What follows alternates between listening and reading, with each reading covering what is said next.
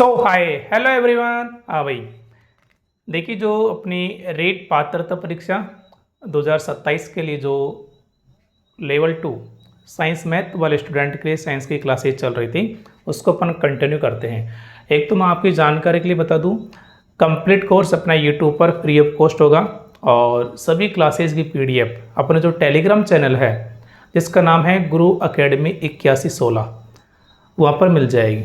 तो Telegram channel को search करना, ज्वाइन करना, वहाँ पर आपको सारी क्लासेज की पीडीएफ मिल जाएगी। ठीक है भाई, तो क्लास को स्टार्ट करते हैं।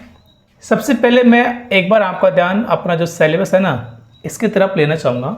देखो ये अपना सिलेबस है, ठीक है, पात्रता परीक्षा में साइंस का, जिसमें देखो अपन कौन कौन से यूनिट कवर कर चुके हैं। जो सबसे पहली यूनिट है, पहले अपन ने बायोलॉजी स्टार्ट किया है ना। ऊपर ये है ना, ये सारे के सारे ये बायोलॉजी के यूनिट्स है, ये बायोलॉजी के यूनिट्स है, जिसमें अपन ने पहली वाली यूनिट सजीव एवं निर्जीव ये कंप्लीट कर ली है।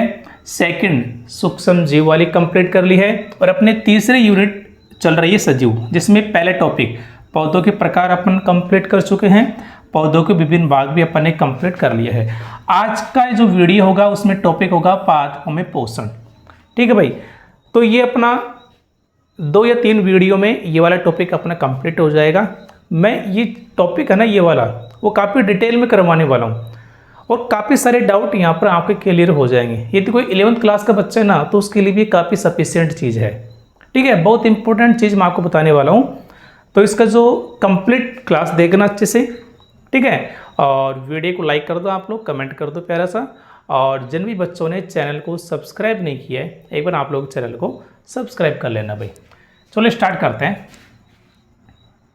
हाँ जी, चलो देखो टॉपिक है अपना पादपों में पोषण। ठीक है, टॉपिक तो आपके केवल इतना सही है कि आपको प्लांट्स में क्या पढ़ना है, न्यूट्रिशन पढ़ना है। लेकिन देखो पादपों में पोषण पढ़ने से पहले इस टॉपिक का ओवरव्यू आपको लेना चाहिए, क्योंकि ये ना आपके काफ़ी सारे डाउट रह जाएंगे अदरवाइज। तो डाउट क्लियर करने के लिए और ये जो ओवरव्यू अपन पढ़ेंगे ना स्टार्टिंग में, ये भी कहीं ना कहीं आगे काम आने वाला है। ठीक है, तो ये टॉपिक तो अपन बाद में डिस्कशन करेंगे, पहले पोषण से संबंधित जानकारी अपन ले लेते हैं। तो अपना मेन टॉपिक हो जाएगा पोषण। तो सबसे पहले बात करते हैं इसकी परिभाषा। तो सजीवों को शरीर की वृद्धि एवं विकास के लिए विभिन्न पोषक पदार्थों जैसे कार्बोहाइड्रेट, प्रोटीन, वसा, विटामिन, खनिज लवण व जल की आवश्यकता होती है, जिन्हें सम्मिलित रूप से क्या बोलते हैं, भोजन कहते हैं। तथा भोजन को अंतः ग्रहण करने की प्रक्रिया क्या कहलाती है, पोषण कहलाती है। ठीक है, तो हम जो भी चीज़ खाते हैं, कार्बोहाइड्रेट, वसा, प्रोटीन, विटामिन, खनिज, जल वगैरह जो पीते हैं, इन सभी को एक साथ बोला जाता है भोजन, और भोजन को अंदर ग्रहण करने की जो प्रक्रिया है वो पोषण कहलाती है। ठीक है, तो ये वाले जो टॉपिक है ना ये 11th 12th की बायोलॉजी में भी दे रखा है, तो उन वाले बच्चों के लिए भी काफ़ी इंपॉर्टेंट है भाई। ठीक है, ध्यान रखना। अब देखो अभी पोषण है ना, इसके 2 प्रकार होते हैं। पहला होता है स्वपोषी पोषण, दूसरा होता है परपोषी पोषण, जिसे विषम पोषी पोषण भी कहा जाता है। ठीक है, सबसे पहले अपन डिस्कशन करेंगे स्वपोषी पोषण के बारे में। देखो स्व का मतलब होता है खुद, यानी खुद ही भोजन बनाएंगे। ठीक है, और जब खुद ही भोजन बनाएंगे ना तो उसमें देखो किस किस की आवश्यकता होती है, CO2 गैस की, जल की, सूर्य के प्रकाश के, क्लोरोफिल की, इन 4 चीज़ों की आवश्यकता होती है। तो इन चारों से ही अपन परिभाषा बनाएंगे। तो परिभाषा क्या बनाएंगे कि ऐसा पोषण जिसमें सजीव विभिन्न पदार्थों जैसे CO2, जल, खनिज लवण आदि की सहायता से सूर्य के प्रकाश में अपना भोजन स्वयं बनाते हैं, स्वपोषी पोषण कहलाता है। तथा ये जीव स्वपोषी जीव कहलाते हैं। क्लियर है? एग्जाम्पल की बात करें, जैसे सभी हरे पौधे और कुछ जीवाणु। ठीक है, कुछ जीवाणु भी होते हैं, कौन कौन से होते हैं अभी डिस्कशन करेंगे। अब ये जो स्वपोषी पोषण होता है ना, ये भी 2 प्रकार का होता है। ठीक है, 10th तक आप लोग ये चीज़ पढ़ते ही नहीं है। स्वपोषी पोषण के भी टाइप होते हैं, ये आगे देखने को मिलते हैं अपन को। तो स्वयंपोषी पोषण दो प्रकार के होते हैं। पहला होता है रसायन संश्लेषी स्वयंपोषी पोषण और दूसरा होता है जो कि नीचे है प्रकाश संश्लेषी वाला होगा। पहले इसको देख लेते हैं। रसायन संश्लेषी, भाई स्वयंपोषी पोषण का तो मतलब क्या है, खुद अपना भोजन बनाएंगे, लेकिन किसकी सहायता से, रसायनों की सहायता से। तो इसमें जीव रासायनिक ऊर्जा की मदद से अपना भोजन खुद बनाते हैं। इन्हें सूर्य की प्रकाश की आवश्यकता नहीं होती है। एग्जाम्पल सल्फर जीवाणु, यहाँ पे लिखा था मैंने, सभी हरे पौधे और कुछ जीवाणु स्वयंपोषी पोषण होता है। तो वहाँ पर देखो जीवाणु के अंदर ये वाला होता है नाइट्रिकारी जीवाणु, लौह जीवाणु। ये जीवाणु क्रमशः जो सल्फर जीवाणु है वो किसका यूज करेंगे, सल्फर का। सल्फर को गंधक भी कहते हैं, ठीक है। नाइट्रिकारी जीवाणु नाइट्रोजन का, लौह जीवाणु लोहे का, ठीक है। ये वाले यौगिकों का उपयोग करेंगे और इनका क्या करेंगे, ऑक्सीकरण करेंगे, उपचयन करेंगे। ऑक्सीकरण करके और इनसे किसकी प्राप्ति करते हैं, ऊर्जा से अपना भोजन बनाएंगे। इनसे ऊर्जा प्राप्ति होगी और अपना भोजन बनाएंगे, ठीक है। सल्फर जीवाणु, नाइट्रिकारी जीवाणु और ये लौह जीवाणु। क्लियर है भाई। चलो, तो ये हो गया आपका रसायन संश्लेषी। अब बात करते हैं सेकंड टाइप है स्वयंपोषी पोषण का, प्रकाश संश्लेषी स्वयंपोषी पोषण। इसमें क्या होता है देखो, इसमें जीव सूर्य के प्रकाश ऊर्जा की मदद से अपना भोजन खुद बनाते हैं, ठीक है। कैसे बनाते हैं, मैंने स्टार्टिंग में जो स्वयंपोषी पोषण की परिभाषा बताई थी ना, CO2 जल व खनिज लवणों की सहायता से सूर्य के प्रकाश की उपस्थिति में क्लोरोफिल द्वारा, वही इसकी परिभाषा है, ठीक है। वह एक्चुअल में प्रकाश संश्लेषी की परिभाषा है। एग्जाम्पल की बात करें, सभी हरे पौधे। क्लियर है। अब बात करते हैं सेकंड, परपोषी या विषमपोषी पोषण। देखो, पर का मतलब होता है दूसरा, ठीक है, और विषम का मतलब भी दूसरा है, ठीक है भाई। तो पोषण की वह विधि जिसमें जीव अपना भोजन स्वयं न बनाकर प्रत्यक्ष या अप्रत्यक्ष रूप से दूसरे जीवों से प्राप्त करते हैं, विषमपोषी पोषण कहलाते हैं। और ऐसे जीव कहलाएंगे विषमपोषी जीव। जैसे समस्त जंतु, मनुष्य भी इसी के अंतर्गत है। मनुष्य एक एनिमल ही होते हैं भाई, ध्यान रखना। इसके अलावा फफूंद यानी कवक, ये सारे क्या होते हैं, परपोषी होते हैं। अब ये परपोषी जो होता है ना, ये 4 प्रकार का होता है भाई। परपोषी 4 प्रकार का होता है। पहला है प्राणी संभोजी पोषण। पहला कौन सा है, प्राणी संभोजी पोषण। सेकंड है परजीवी पोषण। तीसरा है सहजीवी पोषण और चौथा है मर्तोपजीवी पोषण। तो अपन ऐसे भी कह सकते हैं कि परपोषी पोषण 4 प्रकार का होता है, या यूं भी कह सकते हैं कि परपोषी पोषण के आधार पर जीव 4 प्रकार के होते हैं। बात एक ही है, ठीक है ना। सबसे पहला पढ़ेंगे अपन प्राणी संभोजी पोषण। तो इसके अंदर क्या होता है कि पोषण की इस विधि में जो सजीव है ना, या तो सजीव को ही खा जाएगा किसी दूसरे सजीव को, या दूसरे सजीव द्वारा जो भोजन बनाए जा रहे हैं, जो कार्बनिक पदार्थ बनाया जा रहा है, उसको खाएगा, ठीक है। 2 तरीके हो सकते हैं, या तो जीव को ही खा जाएगा या जीव के द्वारा बनाए जाने वाले खाद्य पदार्थों को खाएगा, या फिर दोनों, जीव को भी खा सकता है और भोजन को भी खा सकता है, ठीक है। तो पोषण की इस विधि में सजीव, प्राणी यानी दूसरा प्राणी, या उनके द्वारा निर्मित कार्बनिक पदार्थों को ग्रहण करते हैं तथा ऐसे जीव प्राणी संभोजी कहलाते हैं। अब 3 प्रकार के हो जाएंगे। यदि किसी जीव को खा रहा है तो मांसाहारी, केवल भोजन को खा रहा है शाकाहारी, और दोनों को खा रहा है तो सर्वाहारी, है ना। इस टाइप से 3 प्रकार के हो जाएंगे। तो नीचे लिखा भी है कि इन्हें आहार स्रोत के आधार पर निम्न भागों में बांटा गया है। आहार स्रोत का मतलब है, आहार स्रोत यानी वो क्या खा रहे हैं, उनका आहार का स्रोत क्या है, इस आधार पर। सबसे पहला है शाकाहारी। सबसे पहला क्या है, शाकाहारी। तो प्राणी संभोजी 3 प्रकार के। सबसे पहला शाकाहारी, कि वे जंतु जो भोजन के लिए पौधों पर प्रत्यक्ष रूप से निर्भर रहते हैं, शाकाहारी जीव कहलाते हैं, ठीक है। कि वो पेड़ पौधों को या तो डायरेक्ट पेड़ पौधे खाएंगे, उनके पत्ते वगैरह, या उनसे जो भोजन बन रहा है, फल जो भी बन रहा है वो खाते हैं, ठीक है भाई। एग्जाम्पल बकरी, गाय, हिरण, टिड्डा, गन्ना, तना बेदक, etc यानी आदि।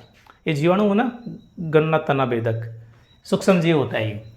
अगला है मांसाहारी, सजीव जो दूसरे जंतुओं का भक्षण करके भोजन प्राप्त करते हैं, यानी उस दूसरे जीव को मार के खा जाएगा वो कहलाता है मांसाहारी। जैसे शेर, चीता, मछलियाँ, मेंढक, सर्प, भेड़िया, पादप, बड़ा इंपॉर्टेंट क्वेश्चन है। इंपॉर्टेंट, यहाँ से क्वेश्चन आपसे पहले पूछ भी लिए गए हैं और पूछे भी जाएंगे, पूछे जाने की संभावना भी होता है। यानी मांसाहारी पादप भी होते हैं जिन्हें हम कीटाहारी पादप या कीट बक्सी पादप भी कहते हैं, जो कीड़े मकोड़ों को खाते हैं। कैसे खाते हैं मैं भी एक वीडियो के द्वारा आपको बताऊंगा। देखो इसके एग्जाम्पल, पहले एग्जाम्पल देख लेते हैं, फिर मैं आपको एक वीडियो के द्वारा ये चीज़ बताने वाला हूँ।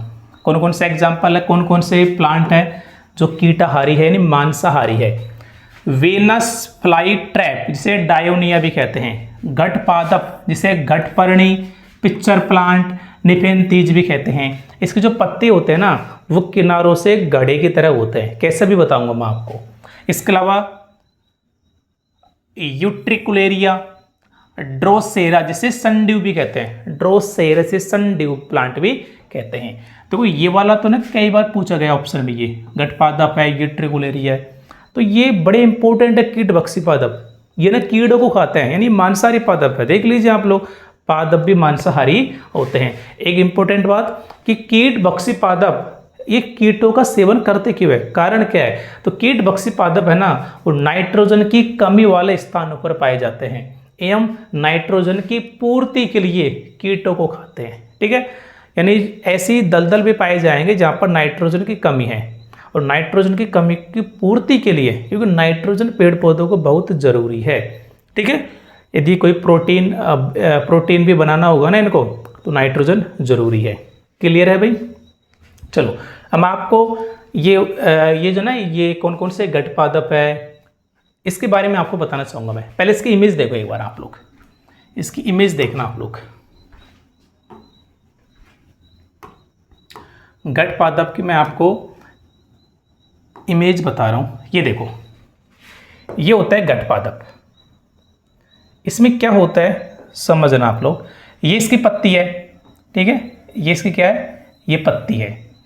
इसमें क्या देखो, पत्ती के किनारों पर यहाँ पर एक ऐसे गड़े जैसी स्ट्रक्चर होती है, गड़े की जैसी स्ट्रक्चर होती है। ठीक है, अब होता क्या है, देखो ये गड़ा जैसा है, इसका मुख है ना गड़े जैसा होता है और बिल्कुल स्मूथ चिकना होता है। यदि कोई कीट यहाँ पर आके बैठ गया, जैसे कोई मधुमक्खी आ गई, कुछ भी आ गया यहाँ पर आके बैठ गया तो फिसल के नीचे गिर जाएगा। और जब नीचे गिरेगा ना तो इसके अंदर क्या होता है, बाल जैसी स्ट्रक्चर होती है, छोटे छोटे रोम होते हैं जो नीचे की तरफ झुके होते हैं। उनसे क्या होगा, जैसे वो अंदर गिरेगा वो बाल जैसी जो संरचनाएं है ना उनके कारण वो बाहर नहीं आ पाएगा, वहाँ पर उलझ जाएगा, फंस जाएगा वहाँ पर। और फिर इसके अंदर क्या होता है, केमिकल भरा होता है। ठीक है, पाचक एंजाइम्स होते हैं, वो उसको पचा देते हैं, खा जाते हैं उसको। ठीक है, ये होता है आपका घट पादप। ठीक है, पिक्चर प्लांट। अब मैं एक वीडियो के द्वारा भी आपको बताने वाला हूँ, तो आप लोग एक बार देखिएगा। हाँ जी, किधर गया, यहां पर देखो।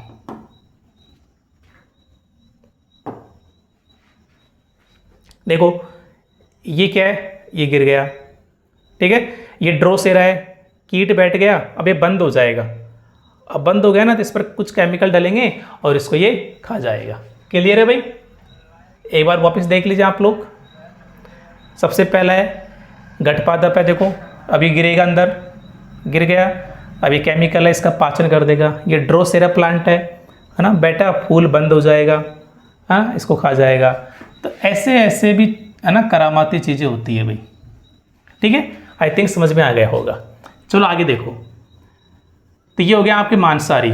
समभोजी प्राणी 3 प्रकार के हो जाएंगे, यानी या समभोजी पोषण 3 प्रकार का। ठीक है, शाकाहारी, मांसाहारी, सर्वहारी। शाकाहारी हो गया, मांसाहारी हो गया। बात करते हैं सर्वहारी। सर्वहारी सभी जानते हैं कि वे जंतु जो पौधों एवं प्राणी दोनों को भोजन के रूप में ग्रहण करते हैं, उन्हें क्या बोलेंगे अपन, सर्वहारी। मनुष्य है, चूहे हैं, सुअर है, कुत्ते हैं, कौवा है। मनुष्य बड़ा इंपॉर्टेंट है। ठीक है, देख लो हमारी कैटेगरी क्या है, कैटेगरी देख लो हमारी क्या है ना, कुछ भी नहीं छोड़ते अपन लोग। चलो, तो ये हो गया आपका कौन सा, परपोषी पोषण का पहला समभोजी प्राणी। अगला है परजीवी। देखो इसमें क्या होता है, पोषण की इस विधि में एक जीव दूसरे जीवों के शरीर के ऊपर या शरीर के भीतर रहकर उनसे पोषण प्राप्त करते हैं। इसमें एक को लाभ वह दूसरे को हानि होती है। जिसको लाभ होता है ना उसको बोलते हैं परजीवी, और जिसको हानि होती है उसे बोलते हैं परजीवी। यानी दो जीव इस प्रकार रहेंगे, जो दूसरा जीव है ना उस जीव के ऊपर, शरीर के ऊपर भी रह सकता है, शरीर के अंदर भी रह सकता है। इसमें एक को लाभ होगा, एक को हानि होगी। जिसको लाभ वो परजीवी कहलाएगा, पैरासाइट कहलाएगा, और जिसे नुकसान होगा वो परपोषी यानी होस्ट कहलाएगा। क्लियर है भाई? जैसे अब ये भी दो प्रकार का हो जाएगा। यदि शरीर के बाहर है तो बाह्य परजीवी, और शरीर के अंदर है तो अंतः परजीवी। ठीक है, तो बाह्य परजीवी जब परजीवी अपना पोषण परपोषी की त्वचा से चिपक कर यानी उसके शरीर के ऊपर रहकर प्राप्त करेगा तो उसे बोलेंगे बाह्य परजीवी। जैसे एग्जाम्पल, जू खोपड़ी में रहती है ना, त्वचा में रहती है। जू है, मच्छर है ना, बाहर से डंक मारता है। खटमल, अमरबेल, कस्कुटा सभी ने देखा होगा, है ना। पेड़ों पर लिपटी रहती है बाहर की साइड, और जिस पेड़ पर लिपटती है ना उसको सुखा देती है, क्योंकि उसका सारा पोषक तत्व वो ले लेती है वो। इसके अलावा जौंक, है ना। तो ये सारे क्या हैं? बाह्य परजीवी हैं। त्वचा पर रहेंगे और अपना पोषण प्राप्त करेंगे, और जिस पर लगे हुए हैं ना, जिस सजीव पर, जिस दूसरे जीव पर, उसको नुकसान पहुंचाएंगे। अगले अंतः परजीवी, एंडोपैरासाइट। जब परजीवी अपना पोषण परपोषी की देहिक अंगों में यानी उसके जो शरीर के अंग हैं उनके अंदर, जैसे आंत में, देह गुहा, यकृत, रक्त आदि में प्रवेश करके पोषण प्राप्त करेंगे, उन्हें बोलेंगे अंतः परजीवी। जैसे यकृत कर्मी, नाम से क्लियर है, यकृत लीवर के अंदर जो भी है ना, ये अपने भेड़ वगैरह होती है, भैंस वगैरह होती है ना, उनकी आंतों में यकृत के अंदर होता है ये। फीताकर्मी, प्लाज्मोडियम, है ना, जैसे मलेरिया होता है, जब मच्छर आएगा डंक मारेगा हमारे रक्त में प्लाज्मोडियम छोड़ जाएगा, उससे बीमारी होती है। ठीक है, तो ये हो गया आपका परजीवी। बात करते हैं सहजीवी, सिम्बायोसिस। परपोषी पोषण का अगला टाइप कौन सा है? तीसरा, सहजीवी। देखो पोषण की इस विधि में क्या होता है, देखो परजीवी में क्या था, दो जीव साथ साथ रहेंगे, एक को लाभ एक को हानि। जिसको लाभ उसको परजीवी बोल देंगे, हानि उसको परपोषी बोल देंगे। सहजीवी में ऐसा नहीं होता है। सहजीवी में भी दो जीव साथ साथ रहेंगे, लेकिन दोनों को एक दूसरे को फायदा पहुंचाएंगे, नुकसान किसी को नहीं होगा। ठीक है, तो पोषण की इस विधि में दो अलग अलग जाति के जीव एक साथ इस प्रकार रहते हैं कि दोनों को लाभ पहुंचता है, यह सहजीविता कहलाता है, और ऐसे जीव सहजीवी कहलाते हैं। सबसे पॉपुलर एग्जाम्पल शैवाल प्लस कवक, लाइकेन।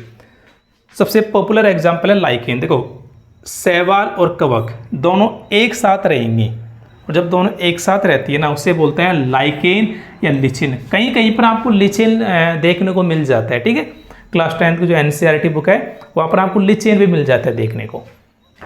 तो पहला एग्जाम्पल है लाइकेन, शैवाल और कवक दोनों एक साथ रहेंगी, तब उसको क्या बोल देंगे, उस सहजीवी संबंध को क्या बोल देंगे, लाइकेन या लिकेन। ठीक है, ये दोनों अपना जीवन पर्यंत साथ साथ गुजारते हैं, लाइफ टाइम साथ साथ रहेंगे, ये लाइकेन बन गया तो। ठीक है, एक इंपॉर्टेंट बात, जो लाइकेन होता है ना भाई, ये वायु प्रदूषण का सूचक होता है, और सबसे ज़्यादा सल्फर डाई गैस के प्रति संवेदनशील होता है। सल्फर डाइऑक्साइड जो गैस होती है ना, ये वायु प्रदूषक गैस होती है, सबसे ज़्यादा प्रदूषण वाली गैस होती है। तो जहाँ पर भी सल्फर डाइऑक्साइड होगा, SO2 गैस होगा, वहाँ पर लाइकेन होगा ही नहीं। इसका मतलब ये कतई नहीं है कि लाइकेन नहीं है तो वहाँ पर SO2 गैस है, इसका मतलब ये नहीं है। लेकिन जहाँ पर SO2 गैस है वहाँ पर लाइकेन नहीं होगा, ये पक्की बात है। तो लाइकेन जो होता है ना, वायु प्रदूषण का इंडिकेटर होता है, सूचक होता है। क्लियर है भाई? अब यहाँ पर देख लीजिए, कवक और शैवाल जब दोनों साथ साथ रहेंगे तो एक दूसरे को क्या फायदा पहुंचाएंगे। तो सुनो, देखो कवक में क्लोरोफिल होता नहीं है, जिसमें क्लोरोफिल नहीं होता है ना वो अपना भोजन खुद नहीं बना सकता।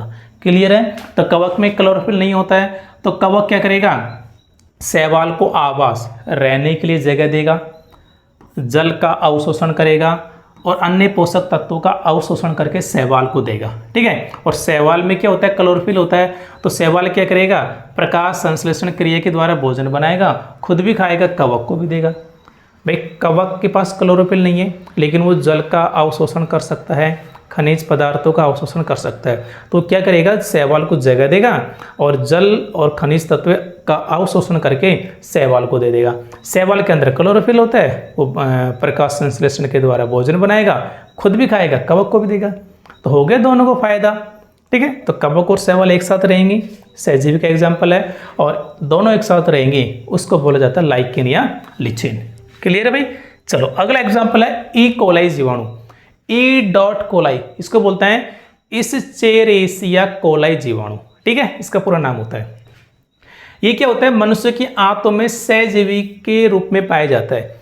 देखो ये जरूरी नहीं है कि हर जीवाणु नुकसानदायक हो, लाभदायक भी होते हैं। मैंने पिछले यूनिट सूक्ष्म जीव में आपको बताया था, जीवाणु का लाभ भी होता है, नुकसान भी होता है। तो ये जो ई कोलाई जीवाणु है ना, ये हमारे मनुष्य की आंतों में पाया जाता है। ये ना पाचन से संबंधित काम करता है। जैसे आपने कोई ऐसा भोजन खाया इसमें फाइबर होते हैं, काफ़ी टाइट फाइबर होते हैं, तो उसको ना तोड़ने का काम करता है ये।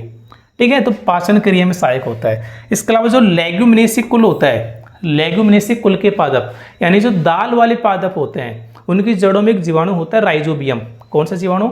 राइजोबियम। और आपको पता है राइजोबियम क्या करता है? नाइट्रोजन का स्थिरीकरण करता है। पिछली क्लास में मैंने पिछले जो यूनिट थी सूक्ष्म जीव, उसके अंदर मैंने आपको बताया विदा नाइट्रोजन स्थिरीकरण क्या होता है।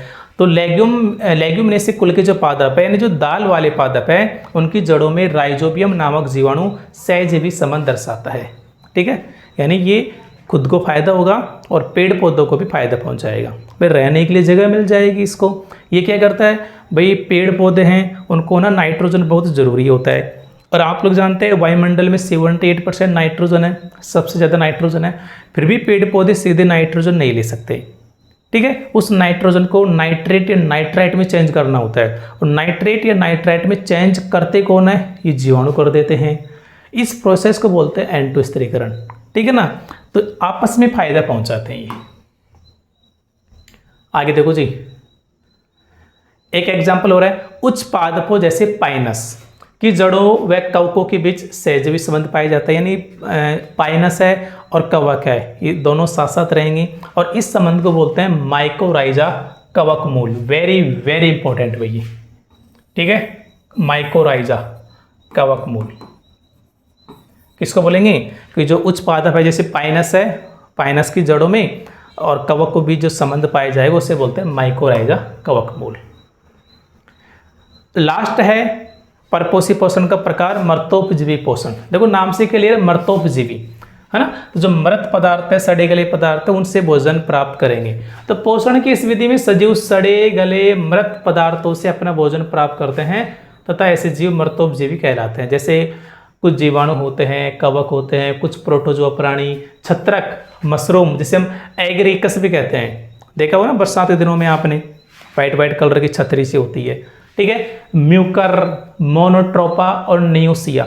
मोनोट्रोपा एक पुष्पीय पादप होता है, ध्यान रखना, फ्लोवर प्लांट होता है ये। ठीक है ना, तो ये सारे मर्तोपजीवी हैं जो सड़े गले मृत पदार्थ होते हैं ना, उनसे अपना भोजन प्राप्त करते हैं।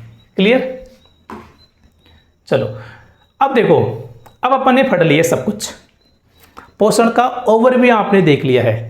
ठीक है, पोषण दो प्रकार का हो गया, स्वयंपोषी, परपोषी।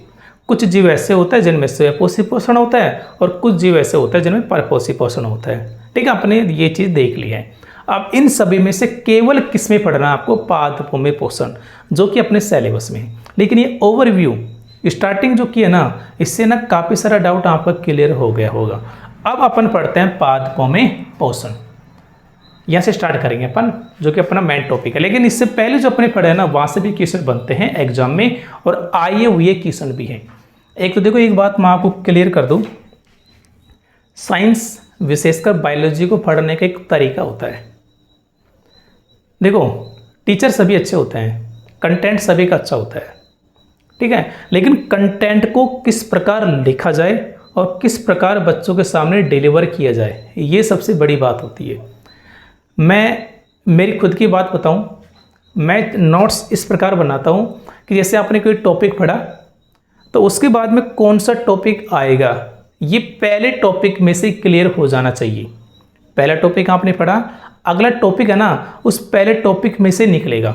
इस प्रकार का आपका कंटेंट होना चाहिए, जिससे क्या बच्चे को ना रटने की जरूरत नहीं पड़ेगी। टॉपिक स्टार्टिंग में पढ़ा, वहीं से उसका पता लग जाएगा कि अगला टॉपिक क्या होने वाला है। और ये चीज़ आप लोग अभी देखने वाले हैं। जैसे अपने टॉपिक स्टार्ट करेंगे ना, यहाँ पे ये चीज़ आपके समझ में आ जाएगी। देखो टॉपिक स्टार्ट करते हैं पादपों में पोषण। तो सबसे पहले तो बात कि पादपों में जो भोजन का निर्माण होता है ना, वो कौन सी विधि से होता है? प्रकाश संश्लेषण विधि के द्वारा होता है। चलो अब स्टार्ट करते हैं प्रकाश संश्लेषण, फोटोसिंथेसिस। संश्लेषण का मतलब होता है निर्माण होना, और किसके द्वारा हो? सूर्य के प्रकाश के द्वारा। तो नाम हो गया प्रकाश संश्लेषण, फोटोसिंथेसिस। देखो अभी मैंने आपको बताया था स्वयंपोषी पोषण की परिभाषा में कि प्रकाश की क्या क्या चाहिए उनको? CO2 चाहिए, जल चाहिए, सूर्य का प्रकाश चाहिए, क्लोरोफिल चाहिए। बस इन चारों से ही परिभाषा बन जाएगी कि पादप के हरे वायव्य, क्योंकि क्लोरोफिल होता है ना वो हरे वायव्य भागों में होता है, ठीक है। क्लोरोफिल को हिंदी में पर्णहरित बोलते हैं, ध्यान रखिएगा। तो पादप के हरे वायव्य भागों यानी क्लोरोफिल के द्वारा जल व CO2 के उपयोग से प्रकाश की उपस्थिति में कार्बनिक भोज्य पदार्थों के निर्माण की प्रक्रिया प्रकाश संश्लेषण कहलाती है। पादप के हरे वायव्य भागों यानी क्लोरोफिल के द्वारा जल व CO2 के उपयोग से सूर्य के प्रकाश की उपस्थिति में कार्बनिक भोज्य पदार्थों के निर्माण की प्रक्रिया क्या कहलाती है? प्रकाश संश्लेषण कहलाती है। ये हिंदी में आपने लिख दिया। अब यदि इसका समीकरण लिखेंगे तो कुछ ऐसे लिखेंगे, यानी प्रकाश संश्लेषण अभिक्रिया का समीकरण। ये समीकरण कई बार एग्जाम में पूछा है, इसको ना 4 तरीके से लिख देता है, 3 तो गलत होते हैं, 1 सही होता है। लेकिन ना वो चेंज पता क्या करता है? माइनर चेंज करता है वो, बिल्कुल थोड़ा सा, ठीक है। चलो तो क्या क्या चाहिए? CO2 कार्बन डाइऑक्साइड, जल H2O दोनों मिलेंगे, सूर्य का प्रकाश जरूरी है, क्लोरोफिल के द्वारा अभिक्रिया होगी, बन जाएगा ग्लूकोज C6H12O6 यानी कार्बोहाइड्रेट बन गया। ग्लूकोज एक कार्बोहाइड्रेट होता है, O2 बन गया और जल बन गया, ठीक है। क्लोरोफिल का क्या काम है? ये आगे पढ़ने वाले हैं। सूर्य के प्रकाश को क्लोरोफिल ग्रहण करता है, ठीक है, आगे पढ़ेंगे धीरे धीरे। अब देखो मैंने यहाँ पर कुछ नंबर लगा रखे हैं, 6, 12, 6, 6। ये क्या है? ये एक्चुअल में मैंने अभिक्रिया को बैलेंस किया है, जो कि आपने क्लास 10 में पढ़ा होगा, ठीक है। संतुलित समीकरण कौन सी विधि से करते हैं? हिट एंड ट्रायल विधि से करते हैं, आपको पता है, ठीक। केमिस्ट्री के अंदर पढ़ेंगे अपन, अच्छी खासी तरीके से पढ़ेंगे इसको। तो ये इसका समीकरण हो गया। अब यहाँ पर देखो 2 क्वेश्चन बड़े इंपॉर्टेंट बनते हैं, हालांकि मैं पिछले क्लास में बताया था आपको। देखो ये उत्पाद होते हैं या अभिकारक होते हैं? ये क्या है? कार्बन। उत्पाद में कार्बन सिर्फ यहीं पर है और यहाँ पर कार्बन सिर्फ यहीं पर है। तो ये कार्बन किसका है? यानी ग्लूकोज का जो कार्बन है वो किससे मिला है? CO2 से मिला है। कोई दिक्कत नहीं भाई। हाइड्रोजन देखो, यहाँ पर हाइड्रोजन है, यहाँ पर हाइड्रोजन, लेकिन यहाँ पर हाइड्रोजन एक ही जगह है। तो चाहे कार्बोहाइड्रेट का हाइड्रोजन हो चाहे जल का हाइड्रोजन हो, किससे मिलेगा? जल से मिला है। अब यहाँ पर देखो ऑक्सीजन यहाँ पर भी है, यहाँ पर भी है, यहाँ पर भी है। यहाँ पर ऑक्सीजन 2 जगह है, तो कौन सा ऑक्सीजन किससे मिला है? तो ध्यान रहे केवल ऑक्सीजन जो है ना ये किसका है? ये जल अणु का ऑक्सीजन है। बाकी ये जो ऑक्सीजन है ना ग्लूकोज में और जल में, ये ऑक्सीजन किससे मिले हैं? CO2 से मिले हैं। तो क्वेश्चन कई बार पूछा भी गया है और पूछे जाने की संभावना होती है कि जो प्रकाश संश्लेषण का जो अभिक्रिया होती है उसमें प्राप्त ऑक्सीजन का अणु किस अभिकारक का है? तो किसका है? वो जल अणु का है। क्लियर है भाई? चलो आगे देखो। आगे बात करता है कि प्रकाश संश्लेषण के दौरान होने वाली घटनाएं या प्रकाश संश्लेषण प्रक्रिया के चरण, कि जो प्रकाश संश्लेषण की अभिक्रिया होगी उसके क्या क्या स्टेप्स होते हैं। तो देखो उसके 3 स्टेप्स होते हैं, बिल्कुल इजी है। ये समीकरण ध्यान रखना, बस यहीं से आपका हो जाएगा। देखो पहला काम क्या होता है? सबसे पहला काम है कि जो क्लोरोफिल है ना, क्लोरोफिल के द्वारा सूर्य के प्रकाश का अवशोषण किया जाएगा।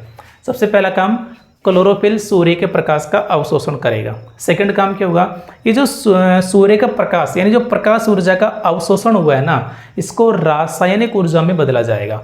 तो प्रकाश ऊर्जा को रासायनिक ऊर्जा में रूपांतरित करना तथा जल अणुओं का हाइड्रोजन व ऑक्सीजन में अपघटन होगा, ठीक है। तो जल का अणु है वो हाइड्रोजन में और ऑक्सीजन में टूट जाएगी।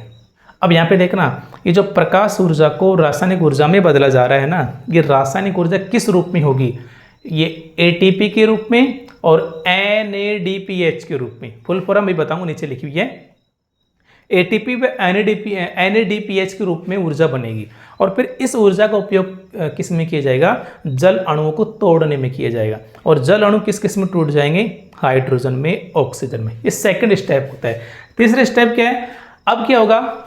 ये जो कार्बन डाइऑक्साइड है ना, इसका अपचयन हो जाएगा किसमें? कार्बोहाइड्रेट में, ग्लूकोज में। तो कार्बन डाइऑक्साइड का कार्बोहाइड्रेट में अपचयन हो जाएगा। ठीक है, नीचे देखो आप लोग, एटीपी का पूरा नाम एडिनोसिन ट्राइफॉस्फेट और NADPH का नाम nicotinamide adenine diphosphate. Nicotinamide adenine diphosphate, ये पूरे नाम होते हैं। ठीक है, अब यहाँ पर मैंने थोड़ी सी हिडन बातें लिखी है ना, कई बार पूछ ली जाती है कि देखो पादपों में भोजन का निर्माण होता है। इसके बारे में सबसे पहले किसने बताया था? स्टीफन हेल्स नामक वैज्ञानिक है, इसने बताया था। और स्टीफन हेल्स को हम पादप कार्यकी के जनक, पादप कार्यकी का मतलब होता है प्लांट फिजियोलॉजी। प्लांट फिजियोलॉजी ये साइंस की शाखा होती है भाई। प्लांट फिजियोलॉजी, पादप कार्यकी, इसके अंदर क्या होता है कि पेड़ पौधों के अंदर जो भी जैविक क्रियाएं होती हैं, जो भी क्रियाएं होती है ना, जैसे प्लांट भोजन कैसे बनाता है, प्लांट में वृद्धि कैसे होती है, जनन कैसे होता है, ये सारी चीज़ें किसके अंदर पढ़ी जाती है? प्लांट फिजियोलॉजी, पादप कार्यकी में पढ़ी जाती है। और इसका जो जनक है ना, वो किसको माना गया है? स्टीफन हेल्स को माना गया है। और स्टीफन हेल्स ने ही सबसे पहले बताया था कि पादपों में भोजन का निर्माण कैसे होता है। क्लियर?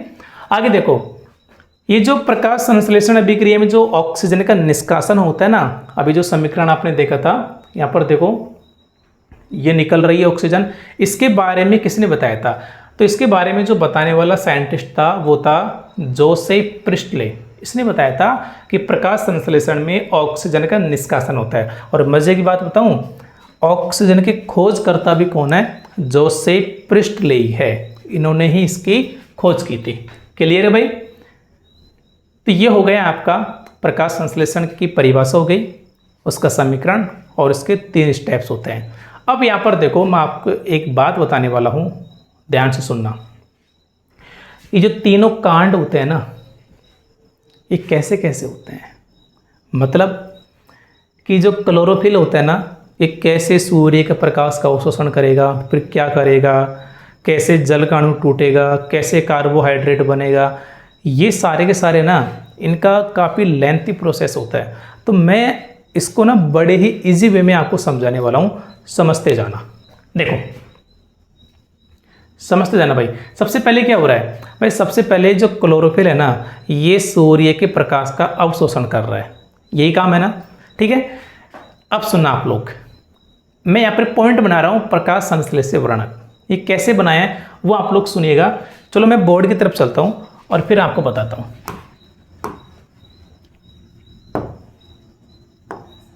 देखो, ये मैंने बनाई पादप कोशिका, क्लियर? समझाने के लिए बना रहा हूँ मैं रफली डायग्राम। आपको पता है पादप कोशिका में सबसे बाहर कोशिका भित्ति होती है, फिर कोशिका झिल्ली और फिर अंदर को जो भी कोशिका द्रव्य, केंद्रक, कोशिकांग होते हैं। जंतुओं में कोशिका भित्ति नहीं होती है। तो मैं ये मान के चल रहा हूँ कोशिका भित्ति आप लोग को मत मानो, सीधा बता रहा हूँ मैं। ये कोशिका झिल्ली है और कोशिका झिल्ली के अंदर क्या भरा होता है? जीव द्रव्य है ना, जिसमें कोशिका द्रव और केंद्रक होता है। ये केंद्रक मान लीजिए आप लोग थोड़ी देर के लिए। क्लियर है कि ये एक पादप कोशिका है, ये कोशिका झिल्ली है, इसमें ये कोशिका द्रव भरा हुआ है और ये केंद्रक। कोशिका द्रव्य और केंद्रक दोनों को एक साथ क्या बोलते हैं?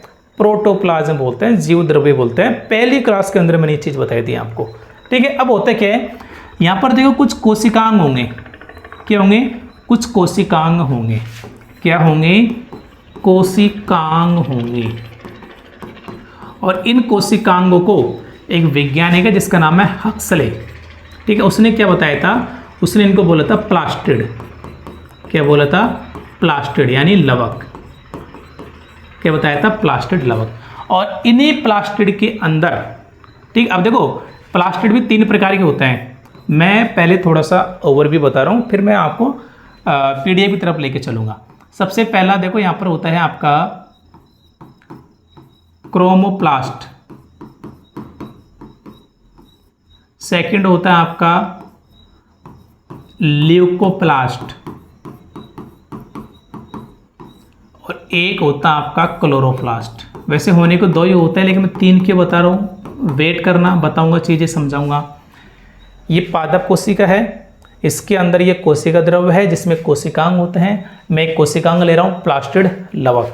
3 प्रकार की होंगी, क्रोमोप्लास्ट जिसे वर्णी लवक भी कहते हैं, ल्यूकोप्लास्ट जिसे अवर्णी लवक भी कहते हैं, और क्लोरोप्लास्ट। ठीक है, अभी ये जो देखो क्रोमोप्लास्ट होता है ना, ये क्या काम करता है, ये रंग प्रदान करता है। जैसे टमाटर का लाल रंग, गाजर का लाल रंग, ठीक है, पत्ती का हरा कलर।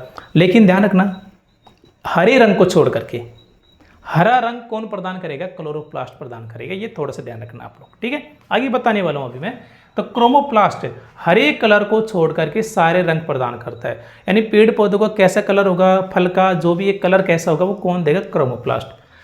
ल्यूकोप्लास्ट क्या करता है, ये जहाँ पर भोजन का संग्रहण होता है ना, वहाँ पर पाया जाता है।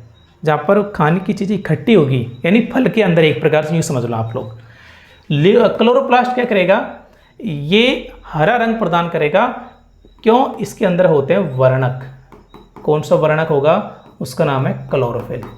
यहाँ पर भी वर्णक होंगे भाई, कलर प्रदान करता ही कौन है, वर्णक। कलर कुछ भी कलर हो, उसके पीछे कौन जिम्मेदार है, वर्णक। तो यहाँ पर भी वर्णक है क्रोमोप्लास्ट, क्योंकि ये भी कलर देता है और ये भी कलर देगा। यहाँ पर भी वर्णक होगा, लेकिन उस वर्णक का नाम क्या है, उसका नाम है क्लोरोफिल। उसका नाम क्या है, क्लोरोफिल। अब ये चीज़ मैंने आपको बताई है ना, इसको एक बार आप लोग पढ़ना PDF के अंदर, फिर इजीली समझ में आ जाएगा आपके मैं क्या कहने वाला हूँ। देखो, प्रकाश संश्लेषी वर्णक। भाई प्रकाश संश्लेषण अभिक्रिया में सबसे पहले क्या होता है, क्लोरोफिल के द्वारा सूर्य के प्रकाश का अवशोषण किया जाता है। लेकिन क्लोरोफिल के अंदर ऐसा क्या है और क्लोरोफिल कहाँ पाया जाता है कि सूर्य के प्रकाश का अवशोषण करेगा। तो सुनो, सभी प्रकाश संश्लेषी जीव, यानी जिनमें प्रकाश संश्लेषण की अभिक्रिया होती है, प्रकाश ऊर्जा को लेकर उसे रासायनिक ऊर्जा में परिवर्तित करते हैं। रासायनिक ऊर्जा में बदल देंगे प्रकाश ऊर्जा को। यह कार्य, यानी प्रकाश ऊर्जा को रासायनिक ऊर्जा में बदलना, वर्णकों द्वारा किया जाता है। कुछ वर्णक मतलब पिगमेंट। ये वर्णक विशिष्ट कोशिकांगों में व्यवस्थित रहते हैं, जो कि यानी कोशिकांग कोशिका द्रव में बिखरे होते हैं। अभी मैंने आपको बताया था ना, देखो कोशिकांग कहाँ बिखरे होंगे, कोशिका द्रव में। ये कोशिका द्रव है, इसमें कोशिकांग बिखरे हुए हैं। इन्हीं कोशिकांगों के अंदर क्या पाए जाएंगे, वर्णक पाए जाएंगे। इन कोशिकांगों को नाम देंगे प्लास्टिड। अभी आगे बताने वाला हूँ कि ये जो कोशिकांग हैं, कोशिका द्रव में बिखरे हुए हैं और इन्हीं कोशिकांगों में वर्णक होंगे। और ये जो वर्णक है ना, यही क्या काम करेंगे, प्रकाश ऊर्जा को रासायनिक ऊर्जा में बदलेंगे। अब यहाँ पर कौन सा कोशिकांग यानी कौन सा लवक होगा, कौन सा प्लास्टिड होगा, क्लोरोप्लास्ट होगा। और इस क्लोरोप्लास्ट के अंदर कौन सा वर्णक होगा, क्लोरोफिल होगा। यानी सिंपल सी बात मैं बताऊं तो ये जो काम कौन करेगा, ये काम करेगा क्लोरोप्लास्ट में पाए जाने वाला क्लोरोफिल। तो क्लोरोप्लास्ट क्या है, कोशिकांग है, और क्लोरोफिल क्या है, वर्णक है। ये लाइन यहाँ पर लिखी हुई है, इसका मतलब ये है। अब समझना आप लोग, आई थिंक अब इजीली समझ में आ जाएगा कि सभी प्रकाश संश्लेषी जीव प्रकाश ऊर्जा को लेकर उसे रासायनिक ऊर्जा में परिवर्तित करते हैं। यह कार्य वर्णकों द्वारा किया जाता है और ये वर्णक विशिष्ट कोशिकांगों में व्यवस्थित रहते हैं। और ये जो कोशिकांग हैं, ये कोशिका द्रव में बिखरे रहते हैं। ठीक है, तो कोशिकांग तो कौन सा हो गया, क्लोरोप्लास्ट हो गया, और वर्णक कौन सा हो गया, क्लोरोफिल हो गया। ठीक है, तो क्लोरोफिल करेगा ये काम। अब देखो, इन विशिष्ट कोशिकांगों को हैकल नामक, अभी बताया था मैंने आपको, हैकल नामक वैज्ञानिक ने क्या बोला था, प्लास्टिड लवक नाम दिया। आई थिंक मैंने अक्सले बोला था, अक्सले नहीं हैकल होता है। हैकल नामक वैज्ञानिक ने प्लास्टिड यानी लवक नाम दिया था। अभी बताया ना, जो कोशिकांग हैं उन्हें क्या बोला था, प्लास्टिड बोला था।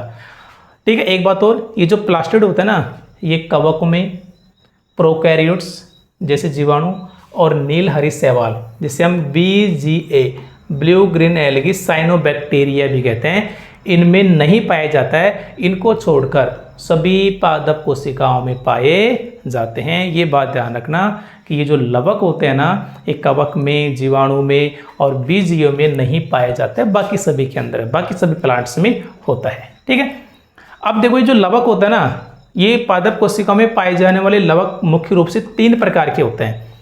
पहला होता है क्लोरोप्लास्ट, जिसे हरित लवक कहते हैं हिंदी में, क्रोमोप्लास्ट जिसे वर्णीय लवक कहते हैं, और ल्यूकोप्लास्ट जिसे अवर्णीय लवक कहते हैं। ठीक है, आगे सुनो, अभी बताने वाला हूं आपको।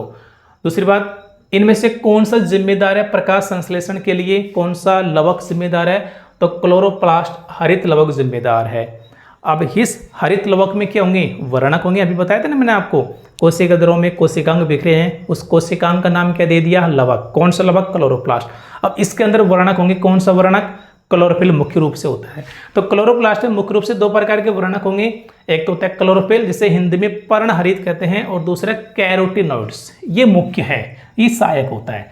ठीक है, अब अपन लवक के बारे में देख लेते हैं, यहां से अपना पॉइंट निकल के आ जाएगा, लवक प्लास्टिड। देखते जाओ।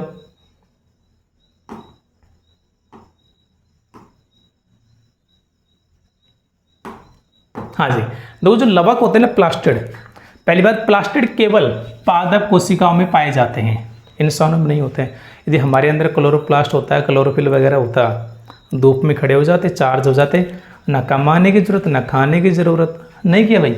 आगे देखो, प्लास्टिड में एक बात, प्लास्टिड में खुद का डीएनए और राइबोसोम होता है। देखो, माइटोकॉन्ड्रिया और क्लोरोप्लास्ट, ये 2 ऐसे कोशिकांग हैं, इनमें ना खुद का डीएनए होता है। भाई वैसे कोशिका में डीएनए कहाँ पर होता है, केंद्रक के अंदर होता है, लेकिन ये 2 ऐसे कोशिकांग हैं, इनमें खुद का भी डीएनए होता है। जिससे फायदा क्या है, पहला फायदा ये है, खुद का डीएनए होगा तो ये प्रोटीन बना लेंगे, जब भी इनको जरूरत होगी प्रोटीन की आराम से बनाएंगे और काम लेंगे। इनको केंद्रक पर डिपेंड होने की आवश्यकता नहीं है कि प्रोटीन नहीं है, केंद्रक से डिमांड कर रहे हैं ना, केंद्रक भाई साहब नारा चल रहा है, नहीं, खुद का डीएनए है, राइबोसोम है, प्रोटीन बनाएंगे, काम चलाएंगे। दूसरी बात, खुद का डीएनए है तो रेप्लिकेशन कर लेंगे, अपनी संख्या बढ़ा सकते हैं, तो ये बड़े फायदे हैं। ठीक है, और ध्यान रहे, जिन कोशिकांगों में खुद का डीएनए पाया जाता है ना, उन्हें बोलते हैं अर्ध स्वायत्त शासी कोशिकांग। तो ये अर्ध स्वायत्त शासी कोशिकांग होते हैं भाई, कौन कौन से, आपका क्लोरोप्लास्ट और माइटोकॉन्ड्रिया। क्लियर।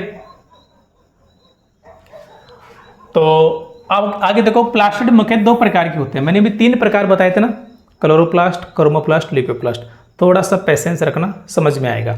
तो ये जो प्लास्टिड होते हैं 2 प्रकार के होते हैं, क्रोमोप्लास्ट जिसे वर्णीय लवक या रंगीन लवक कहते हैं, दूसरा होता है ल्यूकोप्लास्ट जिसे अवर्णीय लवक, सफेद लवक या रंगहीन लवक कहते हैं। देखो, ल्यूको का मतलब होता है सफेद, व्हाइट। बायोलॉजी के अंदर कुछ वर्ड होते हैं, जैसे एक होता है एरिथ्रो, एरिथ्रो का मतलब होता है लाल, क्या मतलब होता है, लाल। एक होता है ल्यूको, ल्यूको का मतलब होता है सफ़ेद। एक होता है साइनो, साइनो का मतलब होता है नीला या नीला हरा। ठीक है, इसलिए तो बोलते हैं ना, जो आरबीसी होती है ना, उसे हम एरिथ्रोसाइट कहते हैं, क्योंकि आरबीसी का मतलब क्या है, रेड ब्लड सेल्स, लाल रक्त कोशिकाएं, लाल है तो हम एरिथ्रोसाइट बोल देते हैं, साइट का मतलब कोशिका, एरिथ्रो का मतलब लाल कलर। डब्ल्यूबीसी सफ़ेद कलर की होती है, उसको बोलते हैं ल्यूकोसाइट, क्योंकि ल्यूको का मतलब क्या होता है, सफ़ेद होता है। ठीक है, नील हरी शैवाल, नीले हरे होते हैं तो बोलते हैं साइनोबैक्टीरिया, साइनो का मतलब नील हरित शैवाल। क्लियर है, बात समझ में आ गई। चलो आगे देखो, अब यहाँ पर देखना, आपको वो कन्फ्यूजन में दूर करता हूँ कि मैंने 3 टाइप बताए थे, लेकिन यहाँ पर मैं 2 ही लिख रहा हूँ, क्रोमोप्लास्ट और ल्यूकोप्लास्ट। तो सुनना, क्रोमोप्लास्ट में क्लोरोफिल वर्णक होने पर उसे क्लोरोप्लास्ट हरित लवक कहते हैं। भाई क्रोमोप्लास्ट है, ये रंग देगा, और ध्यान रखना, रंग के लिए कौन जिम्मेदार है, वर्णक जिम्मेदार है। लेकिन यदि कोई ऐसा क्रोमोप्लास्ट है जिसमें कौन सा वर्णक है, क्लोरोफिल वर्णक है, तो फिर वो जो क्रोमोप्लास्ट है उसका एक स्पेशल नाम हो जाता है, क्या, क्लोरोप्लास्ट। इसलिए एक वैज्ञानिक है सिम्पर, उसने इनको 3 भागों में बांट दिया, chromoplast, leucoplast, chloroplast. Chloroplast chromoplast ही होता है एक प्रकार से, लेकिन इसमें कौन सा वर्णक होगा, स्पेशली क्लोरोफिल। क्लियर। तो इस प्रकार के 3 टाइप हो जाते हैं, क्रोमोप्लास्ट, ल्यूकोप्लास्ट, क्लोरोप्लास्ट। आगे देखो, सबसे पहले पढ़ते हैं क्रोमोप्लास्ट। इस प्लास्टिड में विभिन्न प्रकार के रंगीन वर्णक पाए जाते हैं, अर्थात रंगीन प्लास्टिड होते हैं। तो ये क्या करेंगे, पादप के रंगीन भागों में पाए जाएंगे। भाई जहाँ पर भी रंग, जो भी वर्णक जिम्मेदार है जिस कलर का, वो कलर वो प्रदान कर देगा। इनका मुख्य कार्य रंग प्रदान करना होता है, किसको छोड़ करके, हरे रंग को छोड़ करके, क्योंकि हरा रंग कौन देगा, क्लोरोप्लास्ट देगा। ठीक है। दूसरी बात इंपॉर्टेंट, भाई जब यदि फूल है, फल है, यदि वो क्या है, रंगीन है, तो कीड़े मकोड़े क्या होंगे, आकर्षित होंगे। और मैंने कल की वीडियो में आपको बताया था, कीड़े मकोड़े आकर्षित होंगे तो क्या होगा, परागण की क्रिया में सहायता मिलेगी कि नहीं मिलेगी, क्योंकि जो पुष्प होता है उसके जो दलपुंज होते हैं, दल होते हैं, वो रंगीन होते हैं। रंगीन होगा तो कीड़े मकोड़े आकर्षित होंगे, परागण की क्रिया संपन्न होगी। तो जो रंग आ रहा है वो रंग कौन दे रहा है, ये क्रोमोप्लास्ट ही तो दे रहा है। ठीक है। तो ये फूलों और फलों को आकर्षक रंग प्रदान करते हैं, जिससे परागण में मदद मिलती है। कुल मिला के क्रोमोप्लास्ट जो है ना, वो परागण की क्रिया में कहीं ना कहीं सहायक है। आगे देखो एग्जाम्पल देखते हैं। जैसे टमाटर का लाल रंग, ये कौन सा वर्णक है, लाइकोपिन नामक वर्णक के कारण। ठीक है। यानी ये जो क्रोमोप्लास्ट है ना, इसके अंदर लाइकोपिन होगा, लाइकोपिन होगा तो लाल कलर देगा। गाजर का लाल रंग किसके कारण, कैरोटीन के कारण। ठीक है। तो ये कुछ एग्जाम्पल है। आगे देखते हैं अपन ल्यूकोप्लास्ट। इसमें वर्णक नहीं होंगे, यानी ये कलर नहीं देगा, ये रंगहीन होगा। तो जब कलर नहीं देगा तो इसका काम क्या है, इसका मुख्य कार्य है स्टार्च, वसा यानी तेल, और जो प्रोटीन होती है ना, जैसे खाद्य पदार्थों का संचय करना होता है। यानी कुल मिला के अपन जो भी चीज़ खाते हैं ना पेड़ पौधों की, उनके अंदर ये होंगे। ठीक है। अतः ल्यूकोप्लास्ट मुख्यतः खाद्य संग्रह करने वाले भागों, जैसे कंदमूल है, फल है, बीज है, इनमें पाए जाते हैं। भाई बहुत सारे बीज भी अपन खाते हैं फल के रूप में, बहुत से फल भी खाते हैं, तो उनके अंदर पाया जाएगा। अभी 3 प्रकार का हो जाएगा। यदि ये स्टार्च का संग्रहण करेगा उसे बोल देंगे एमाइलोप्लास्ट, यदि ये वसा का करेगा तो उसे बोल देंगे इलियोप्लास्ट, यदि ये प्रोटीन का करेगा उसे बोल देंगे प्रोटीनोप्लास्ट। ठीक है। 3 टाइप का हो जाएगा ये। क्लियर। अगला है लास्ट अपना क्लोरोप्लास्ट। ये हरे रंग के प्लास्टिड होते हैं, आपको पता है। इनमें कौन सा वर्णक होगा, क्लोरोफिल। मैंने आपको पहले बताया, जो भी रंग मिलेगा वो किससे मिलेगा, वो वर्णक से मिलेगा। और वर्णक किस में होते हैं, वो लवक में होते हैं। यहाँ पे क्लोरोप्लास्ट लवक है, क्लोरोफिल वर्णक है, और ये कौन सा रंग देगा, हरा रंग देगा। क्लियर है। दूसरी बात, क्लोरोप्लास्ट में क्लोरोफिल के अतिरिक्त इंपॉर्टेंट चीज़ है, पीले और नारंगी रंग के वर्णक भी पाए जाते हैं। कहीं कहीं पीले और नारंगी रंग के वर्णक भी मिल जाते हैं इसके अंदर ना कहीं। पौधों में क्लोरोप्लास्ट प्रकाश संश्लेषण के लिए बहुत आवश्यक होते हैं, बिल्कुल होते हैं। पत्तियों का रंग हरा होता है, हरा रंग क्लोरोफिल के कारण, क्लोरोफिल क्लोरोप्लास्ट में होगा। तो वो और हरा प्लांट जो हरा भाग होता है किस में जिम्मेदार होता है, प्रकाश संश्लेषण में। ठीक है भाई। तो ये प्रकाश संश्लेषण वर्णक आपके कंप्लीट। अब अपन क्लोरोप्लास्ट की संरचना देख लेते हैं। ठीक है। और फिर इसके बाद में अपन प्रकाश संश्लेषण की जो क्रियाविधि वगैरह है उसको देखेंगे। ठीक है। देखो बड़ा ही आसान है, बड़ा ही आसान है भाई। ये जो क्लोरोप्लास्ट होता है ना, मैं आपको पहले बता रहा हूँ सारी चीज़ें, फिर अपन इसकी डिटेल देखेंगे। देखो क्लोरोप्लास्ट होना है, पहली बात तो ये गोलाकार या अंडाकार होता है, पहली बात। दूसरी बात, इसमें ना दोहरी झिल्ली होती है, यानी 2 झिल्ली होगी, एक तो ये रही और दूसरी ये रही। ठीक है। ठीक है ना भाई, दोहरी झिल्ली होती है। पहली बात तो ये गोलाकार या अंडाकार होगा, और ये इसमें दोहरी झिल्ली होती है। जो बाहर की झिल्ली उसे बोलेंगे बाह्य कला, कला का मतलब झिल्ली ही होता है, और जो अंदर की उसे बोलेंगे अंतः कला यानी आंतरिक झिल्ली। और देखो दोनों झिल्लियों के बीच में ना एक स्पेस होता है, खालिस्तान होता है, उसका एक विशेष नाम है, उसको बोलते हैं पेरीप्लास्टिडियल अवकाश। अवकाश का मतलब होता है स्पेस, खाली स्थान या रिक्त स्थान, मतलब स्थान होगा कहने का मतलब। तो ये बाहर की झिल्ली है बाह्य कला, ये अंदर की झिल्ली है अंतः कला। दोनों झिल्लियों के मध्य में जो खालिस्तान होगा ना उसे क्या बोलेंगे, पेरीप्लास्टिडियल अवकाश या पेरीप्लास्टिडियल स्पेस बोलते हैं। ठीक है। अब होता क्या, देखो ये अंतः कला, अब इसके अंदर क्या होता है, कुछ पदार्थ भरा होता है, विषमांगीय प्रोटीनी पदार्थ होता है, उसे बोलते हैं स्ट्रोमा या पीटिका। ये जो है ना इसके अंदर जो भी भरा हुआ है वो विषमांगी प्रोटीनी पदार्थ से बोलेंगे स्ट्रोमा या पेटिका। अब इस विषमांगी प्रोटीनी पदार्थ में देखो क्या क्या होता है, इसमें वृत्ताकार डीएनए होता है ना, सर्कुलर डीएनए, वर्ताकार डीएनए होगा, वसा पाई जाएगी, वसा ना छोटी छोटी बूंदों के रूप में होगी तो बोल देंगे वसा बिंदु। इसमें स्टार्च कण भी होंगे। 70S प्रकार का राइबोसोम होगा। देखो राइबोसोम दो होता है, 70S प्रकार का और 80S प्रकार का। तो यहाँ पर कौन सा होता है? 70S प्रकार का राइबोसोम होता है। ठीक है, इसके अलावा क्या होगा, ये जो आंतरिक झिल्ली है ना, ये क्या होगा, अंदर की ओर फोल्ड होने लग जाएगी ऐसे। और जब अंदर की ओर फोल्ड होगी ना तो उन्हें अपन क्या बोलेंगे? पटलिका या लेमिली बोलते हैं। पटलिका या लेमिली बोला जाता है। और जो पटलिका या लेमिली होता है ना, इस पर देखो सिक्के के ढेर के समान ऐसी संरचनाएं होती है सभी। जो ये भी पटलिका लेमिली है, देखो ये वाला भी, ये भी है, तो सभी पर ये देखो सिक्कों के ढेर के समान संरचना होती है, जिसे हम क्या बोलते हैं? ग्रेनम या ग्रेना, सभी को। और एक जो होता है ना, एक, ये काफी सारे हैं, जैसे बहुत सारे सिक्के रखे हैं, और एक सिक्के को अपन बोलेंगे थाइलेकोइड। क्या बोलेंगे भाई? थाइलेकोइड बोला जाएगा। एक सिक्कों को क्या बोला जाएगा? थाइलेकोइड बोला जाएगा। जैसे सारे के सारे क्या है? ग्रेने में ग्रेना, और एक को क्या बोलेंगे? थाइलेकोइड, जो कि मैंने देखो यहां पर ले लिया है, ये रहा। क्लियर है भाई कि ये जो स्ट्रोमा लेमिली है, सॉरी पटलिका ये जो लेमिली है, इस पर सिक्कों के ढेर के समान ऐसे संरचनाएं होते हैं जिन्हें बोलते हैं एक साथ ग्रेनम या ग्रेना। और एक को क्या बोलते हैं? थाइलेकोइड बोलते हैं। लिखा नहीं कि ये रहा देखो थाइलेकोइड, ये एक है, एक बहुत सारे हैं, इन सभी को क्या बोलेंगे? ग्रेनम में ग्रेना। और एक को, जैसे ये भी एक है, एक ये एक है, इन सभी एक को क्या बोला जाएगा? थाइलेकोइड। और ये जो थाइलेकोइड होता है ना, इसमें देखो ऐसे छोटी छोटी संरचनाएं होती हैं जिन्हें बोलते हैं क्वांटासोम। अब एक क्वांटासोम को मैंने अलग कर लिया है। इस क्वांटासोम में क्या होता है? 230 से 240 यानी लगभग 250 क्लोरोफिल होता है। देखा आपने भाई, क्लोरोप्लास्ट है, उसके अंदर क्लोरोफिल है, लेकिन देखो उसके अंदर भी कहाँ जाके है?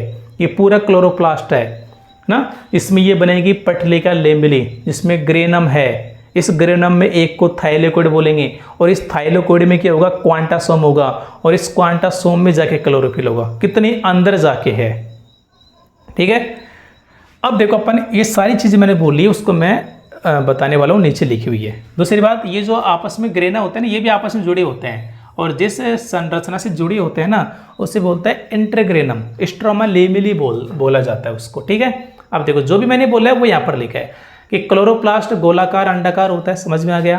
क्लोरोप्लास्ट दोहरी झिल्लियों से घिरा होता है, दो झिल्लियों से घिरा होता है, जिसकी बाहरी झिल्ली को बाह्यकला और आंतरिक झिल्ली को अंतःकला कहते हैं, तथा दोनों झिल्लियों के मध्य पाए जाने वाले अवकाश यानी खाली स्थान को पेरीप्लास्टिडियल अवकाश कहते हैं। पेरीप्लास्टिडियल अवकाश कहते हैं। दूसरी बात, क्लोरोप्लास्ट में उसके अंदर विषमांगी प्रोटीन पदार्थ पाया जाता है, जिसे क्या बोलेंगे? स्ट्रोमा या पीटिका कहते हैं। इसके साथ ही क्लोरोप्लास्ट में और क्या क्या होते हैं? वसा, स्टार्च कण, 70S प्रकार का राइबोसोम, वर्ताकार डीएनए ना, सर्कुलर डीएनए पाया जाता है। अभी बताया तो मैंने आपको। आगे अभी जो आंतरिक कला है, जो अंदर वाली झिल्ली है, वो अंतर्वलित होने से, अंतर्वलित का मतलब है अंदर की ओर फोल्ड हो जाएगी वो, है ना। अंतर्वलित होने से नलिका रूपी संरचनाएं बनाती है, जिन्हें क्या बोलते हैं? पटलिका या लेमिली कहते हैं। अब ये पटलिका या लेमिली पर सिक्कों के ढेर के समान नलियां बन जाती है। यहाँ आपकी पटलिका लेमिली है, इस पर ऐसे सिक्कों के समान ढेर बन जाएंगे, जिनके समूह को यानी सभी को क्या बोला जाएगा? ग्रेनम या ग्रेना कहते हैं। और प्रत्येक एक नली को थाइलेकोइड कहते हैं। एक को क्या बोला जाएगा? थाइलेकोइड। और विभिन्न ग्रेना, नीचे लिखा है कि जो विभिन्न ग्रेना होते हैं ना, ये भी आपस में जुड़े होते हैं। एक मिनट रुकना। विभिन्न ग्रेना जो होते हैं ना, ये भी आपस में नलियों की संरचनाओं से जुड़े होते हैं, जिन्हें बोलते हैं इंटरग्रेनम या स्ट्रोमा लेमिली। बताया तो मैंने आपको। जैसे ये आपकी क्या है? लेमिली है, इस पर ये सिक्कों के ढेर के समान संरचना है, जिसे क्या बोलेंगे? Granum grana. तो ये ग्रेना भी आपस में जुड़े होते हैं, जैसे बोलते हैं स्ट्रोमा लेमिली, इंटरग्रेनम। थाइलेकोइड की झिल्लियों की भीतरी सतह पर सूक्ष्म कण पाए जाते हैं, जिन्हें क्या बोलेंगे? क्वांटासोम। सामान्यतः क्वांटासोम प्रकाश संश्लेषण की इकाई होती है। बड़े इंपॉर्टेंट क्वेश्चन। क्वांटासोम होता है ना, वो प्रकाश संश्लेषण की इकाई होती है, क्योंकि इसी के अंदर क्या होते हैं? क्लोरोफिल होते हैं। प्रत्येक क्वांटासोम में 230 से 240 क्लोरोफिल पाए जाते हैं। और क्वांटासोम का कार्य क्या है? कि सूर्य से आने वाली जो फोटोन है, फोटोन का मतलब होता है प्रकाश ऊर्जा के बंडल होते हैं छोटे छोटे। ठीक है, फोटोन का मतलब प्रकाश ऊर्जा ही होता है। तो फोटोन को ग्रहण करना एवं उन्हें अभिक्रिया केंद्र तक पहुंचाना होता है। बात समझ में आ गई भाई? अभी मैंने क्या बोला था, फर्स्ट लाइन क्या थी, प्रकाश संश्लेषण अभिक्रिया के चरण में कि क्लोरोफिल के द्वारा सूर्य के प्रकाश का अवशोषण किया जाएगा। तो क्लोरोफिल देखो कहाँ जाके है, देख लो आप लोग, क्लोरोफिल किसके अंदर है, क्वांटासोम के अंदर है। तो एक्चुअल में जो क्वांटासोम है ना, वही तो यानी क्लोरोफिल ही तो क्या कर रहे हैं, सूर्य के प्रकाश का अवशोषण कर रहे हैं। और फिर इसको क्या करेंगे, अभिक्रिया केंद्र। अभिक्रिया केंद्र का मतलब है कि प्रकाश संश्लेषण की जो अभिक्रिया होती है ना, दो प्रकार की होती है, प्रकाशिक अभिक्रिया और अप्रकाशिक अभिक्रिया। प्रकाशिक अभिक्रिया जो होती है ना, वो ग्रेना भाग में होती है। देखो इसमें, इस वाले भाग में ये जो प्रकाशिक अभिक्रिया होती है ना, ये ग्रेना वाले भाग में होती है। और जो अप्रकाशिक अभिक्रिया होती है वो स्ट्रोमा वाले भाग में होती है। ठीक है, तो यहाँ पर तो प्रकाश की आवश्यकता होती नहीं है अप्रकाशिक अभिक्रिया में, और प्रकाशिक अभिक्रिया में प्रकाश की आवश्यकता होती है। तो जो अभिक्रिया केंद्र कौन सा हो गया प्रकाश के लिए, ग्रेना हो गया। तो यहाँ पे ये प्रकाश को पहुंचाएगा, भाई वही तो है। देखो आप लोग, ये चीज है, ये पूरा ग्रेना है, ये क्वांटासोम है, क्वांटासोम के अंदर क्या है, क्लोरोफिल है। तो क्लोरोफिल ने सूर्य के प्रकाश को लिया, यानी क्वांटासोम ने लिया, और किसको दिया, ग्रेना को दिया, क्योंकि ग्रेना के अंदर है ऑलरेडी ये। तो ग्रेना के अंदर ही प्रकाशिक अभिक्रिया होगी, जो कि अपन आगे पढ़ेंगे अगले वाले वीडियो में, कि जो प्रकाश संश्लेषण की अभिक्रिया होती है उसके दो चरण होते हैं, प्रकाशिक अभिक्रिया, अप्रकाशिक। अप्रकाशिक का मतलब है उसमें प्रकाश की आवश्यकता नहीं होगी, और प्रकाशिक अभिक्रिया में प्रकाश की आवश्यकता होगी। तो जो प्रकाश है ना, उसको कौन ले रहा है, क्वांटासोम ले रहा है, क्लोरोफिल ले रहा है। तो ये अभिक्रिया केंद्र कौन सा हो जाएगा इसका, ग्रेना हो जाएगा, क्योंकि ग्रेना के अंदर प्रकाशिक अभिक्रिया होती है। तो आई थिंक इस लाइन का मतलब भी आपको समझ में आ गया होगा। ये जो लिखा है ना कि क्वांटासोम का कार्य सूर्य से आने वाले फोटोन, फोटोन का मतलब प्रकाश किरणों के छोटे पैकेट होते हैं प्रकाश की ऊर्जा के, उनको ग्रहण करना और उन्हें अभिक्रिया केंद्र यानी ग्रेना तक पहुंचाना। क्लियर है भाई? तो ये आपकी हो गई क्लोरोप्लास्ट। ठीक है, बाकी बातें अपन कल करेंगे। तो सबसे पहला अपन जो कहानी स्टार्ट हुई थी ना, वो वहाँ से स्टार्ट हुई थी कि जो प्रकाश संश्लेषण की अभिक्रिया उसके 3 चरण होते हैं। सबसे पहले क्या होगा, क्लोरोफिल के द्वारा सूर्य के प्रकाश का अवशोषण। सेकंड, वो जो सूर्य का प्रकाश है, जो सौर ऊर्जा है, उसको रासायनिक ऊर्जा में बदला जाएगा और जल अणु का अपघटन किया जाएगा हाइड्रोजन और ऑक्सीजन में। और तीसरा काम क्या होता है, जो CO2 है उसका अपचयन हो जाएगा किसमें, कार्बोहाइड्रेट में।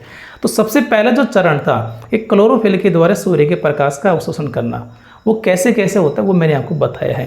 कि जो क्लोरोफिल है वो क्वांटासोम के अंदर, क्वांटासोम ग्रेना के अंदर, ग्रेना किसके अंदर होता है, थाइलेकोइड। पहले क्या होगा, क्लोरोफिल क्वांटासोम में, क्वांटासोम थाइलेकोइड में, थाइलेकोइड ग्रेना का हिस्सा होता है, और ग्रेना किसका हिस्सा है, क्लोरोप्लास्ट का। ठीक है, तो आपने पहले क्लोरोप्लास्ट के बारे में देखा है, क्लोरोप्लास्ट की संरचना के बारे में देखा है। अब अपन वर्णक के बारे में देखेंगे। जैसे क्लोरोफिल होता है ना, तो क्लोरोफिल के अलावा भी वर्णक होते हैं। ठीक है, तो कौन कौन से वर्णक जिम्मेदार है प्रकाश संश्लेषण के लिए, वो भी अपन देखने वाले हैं। और फिर अपन इसके दोनों अभिक्रिया देखेंगे, प्रकाशिक अभिक्रिया और अप्रकाशिक अभिक्रिया, और शेष बातें फिर आगे करते चलेंगे। तो कैसे लगी क्लास आपको?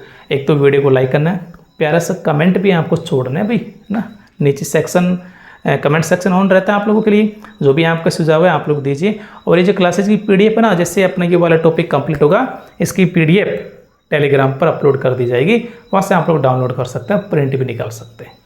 ठीक है भाई, तो मिलते हैं अगली वीडियो में, तब तक के लिए थैंक यू।